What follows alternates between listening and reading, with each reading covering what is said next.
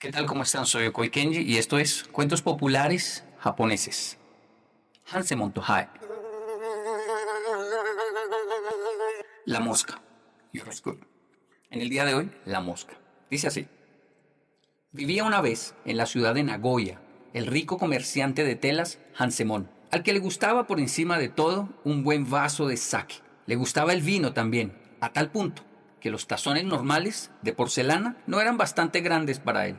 Entonces mandó fabricar un enorme cubilete laqueado que contenía el volumen de un cántaro entero de sake. Un día, como de costumbre, el señor Hansemon, después de una buena comida, mandó que le llenaran de sake su cubilete preferido. Lo cogió con las manos, cerró los ojos y bebió sin detenerse.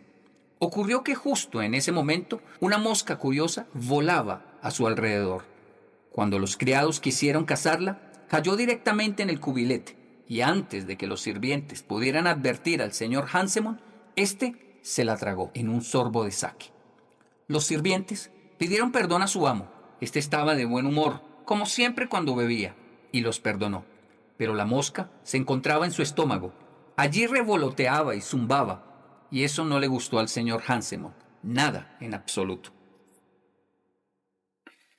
Se montó en su silla y mandó que le llevaran a la casa del famoso médico Hori. Ante la pregunta del médico, el señor Hansemon le contó sus penas. Doctor, he bebido hoy un excelente sake, pero desgraciadamente al mismo tiempo me he tragado una mosca y ahora revolotea en mi estómago. Zumba y es muy desagradable. Dígame qué debo hacer. El médico hizo un gran esfuerzo de reflexión. Inclinó la cabeza y dijo, lo mejor será que se trague una rana. Esta atrapará la mosca y se quedará tranquilo. El señor Hansemon le dio las gracias. Mandó que le llevaran rápidamente a casa y envió enseguida a sus sirvientes al jardín para que capturaran una rana. Luego se la tragó y al cabo de un momento el zumbido de su estómago cesó. Pero ahora, en el estómago del señor Hansemon, tenía, en lugar de la mosca, una rana. Y esta no estaba a gusto en absoluto. Daba saltos, croaba y tampoco era especialmente agradable. El señor Hansemon subió otra vez a su silla y mandó que le llevaran a la casa del famoso médico, el señor Hori. Allí se lamentó. Doctor, me he tragado una rana como usted me aconsejó. La mosca ya no zumba, pero en su lugar la rana no cesa de saltar y de croar en mi estómago. Y también es muy desagradable. ¿Qué debo hacer? El médico reflexionó, inclinó la cabeza con gesto pensativo y acabó por decir, como tiene la rana en el estómago, tráguese una culebra. Esta se comerá la rana y se quedará tranquilo. El señor Hansemon le dio las gracias, mandó que le llevaran a casa y envió a sus sirvientes al arroyo a capturar una culebra. Se tragó la culebra y la rana se acabó. Pero la culebra, a su vez, no encontró el lugar a su gusto. Se retorcía y silbaba. Esto, evidentemente, no le gustó al señor Hansemon. ¿Qué podía hacer, aparte de dirigirse de nuevo a la casa del médico, el señor Hori, para pedirle consejo? Doctor, me he tragado una culebra, como usted me aconsejó. La rana ya no me atormenta, pero en su lugar, la culebra se retuerce en mi estómago y silba. Es muy desagradable. ¿Qué debo hacer? El médico reflexionó durante más tiempo esta vez y luego dijo, si la culebra le molesta, tráguese un jabalí. Este matará a la culebra y se quedará tranquilo. El señor Hansemon le dio las gracias y envió inmediatamente a sus criados al bosque para que capturaran un jabalí. Se lo tragó y realmente, al cabo de un rato, el silbido de la culebra cesó. Pero un jabalí en el estómago es todavía peor que una culebra. Furioso, el jabalí corría por todas partes, daba golpes con las patas y gruñía. Era insoportable y el señor Hansemon tuvo que ir de nuevo a la casa del médico para buscar ayuda. Doctor, ayúdeme. El jabalí ha matado a la serpiente, pero me está destrozando el estómago y gruñe tanto que es completamente insufrible. ¿Qué debo hacer? De nuevo, el médico reflexionó largamente y acabó por decir, lo mejor contra un jabalí es un cazador. Tráguese un cazador. Este matará al jabalí y se quedará tranquilo. El señor Hansemon dio gracias al sabio médico y corrió a su casa. Inmediatamente envió a sus criados a las montañas para traer un cazador. Cuando éste llegó, al día siguiente, el señor Hansemon no le hizo pregunta alguna y se lo tragó rápidamente. El médico tenía razón. Al cabo de un instante se oyeron disparos en el estómago del señor Hansemon. Era el cazador, que quería matar el jabalí, pero en la oscuridad que reinaba en el estómago, le costaba mucho alcanzar su presa. Y como mató al jabalí, con la última bala, no le quedó más munición para abrirse paso a sí mismo y salir. Así que hasta los días de hoy se encuentra el cazador solitario en el vientre del señor Hansel.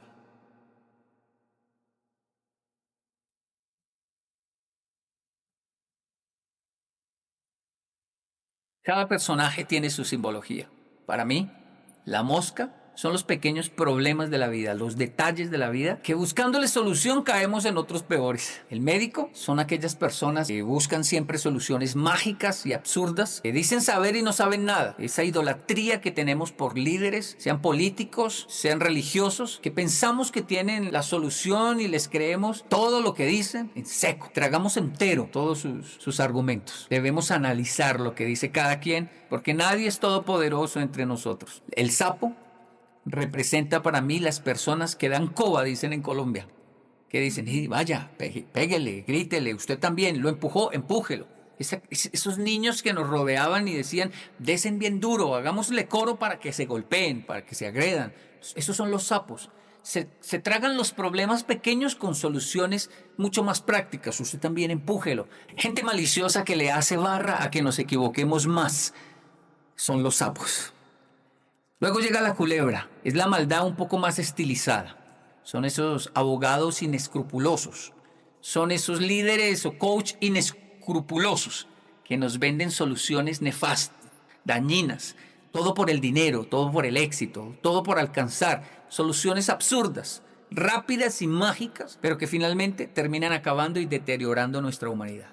Luego viene el jabalí, es esa naturaleza mamífera, quiere decir, la reacción donde ya la razón no entra.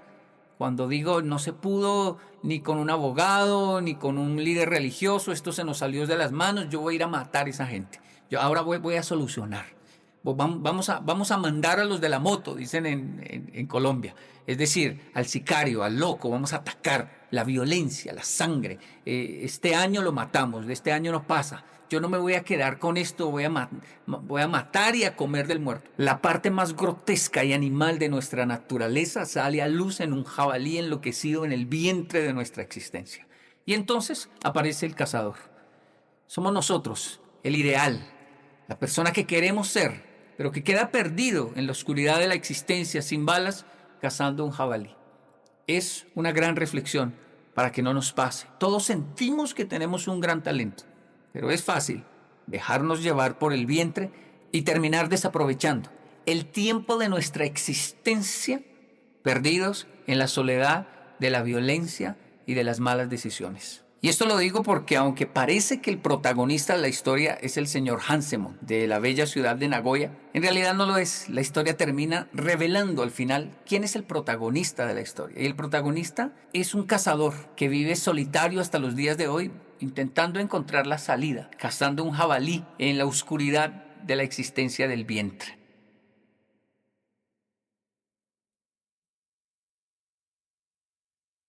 Y para muchas culturas y muchas creencias, siempre el vientre habla de los deseos más profundos, de las entrañas. Cuando una persona se enamora, dice que siente mariposas en el vientre. Nos habla de un deseo insaciable. Incluso el mismo apóstol Pablo fue quien dijo, el vientre no se sacia nunca. La primera lección es el hecho de que cuando le damos rienda suelta a alguno de nuestros deseos, no hay vientre que lo aguante.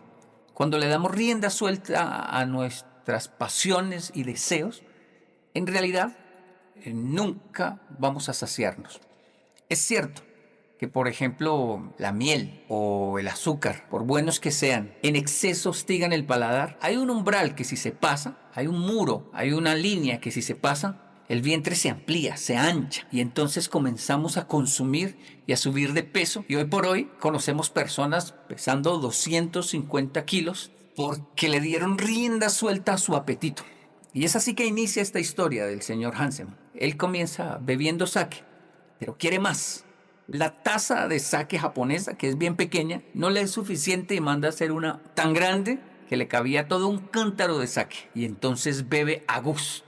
Pero como todo exceso trae sus consecuencias, en el exceso de esa locura el señor Hanseman se traga una mosca curiosa. Siempre hay algo, siempre hay una mosca, un detalle, algo pequeño que dice, pero quiero más, pero quiero más, pero quiero más. Deme el helado más grande, sí, pero no sé, algo me faltó, algo me faltó. Y cuando nos damos cuenta, deterioramos nuestra alma, incluso nuestro cuerpo. Nunca satisfechos porque el vientre no se sacia, jamás cuando le damos rienda suelta.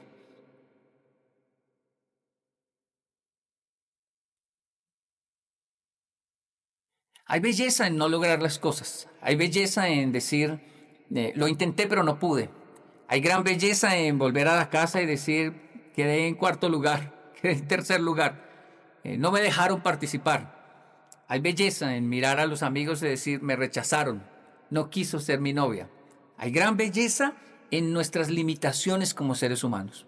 Pero algunos se han dedicado a creer que no hay nada imposible, que tenemos que lograrlo a como dé lugar. Y entonces buscamos salidas extremas, cualquier disculpa para ir a torcer el brazo de quien sea, pero lograr nuestro acometido. Este tipo de personas generalmente son aplaudidas por la sociedad. Lo que él se propone lo logra. Todo lo que quiera lo hace. Todo lo que desee él va y lo cumple.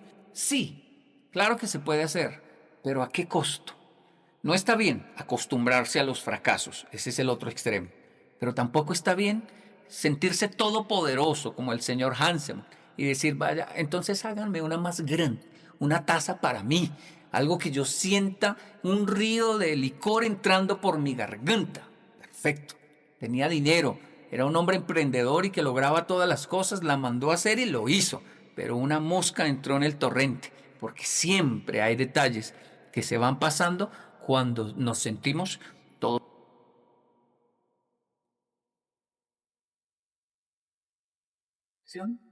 Es la importancia de la simbología en esta historia.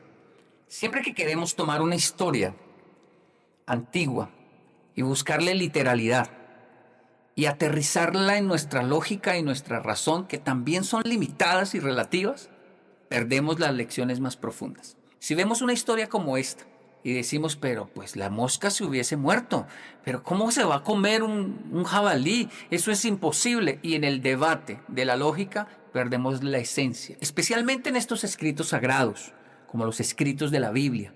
Cuando les buscamos literalidad, cuando queremos no verlos como una simbología con una lección importante, sino que nos concentramos en si eso es posible o no es posible, si Jonás se lo tragó un pez grande o no se lo tragó un pez grande, si eso realmente es posible, ¿a cuántas personas se ha tragado un pez grande? ¿Eso realmente aconteció o no aconteció?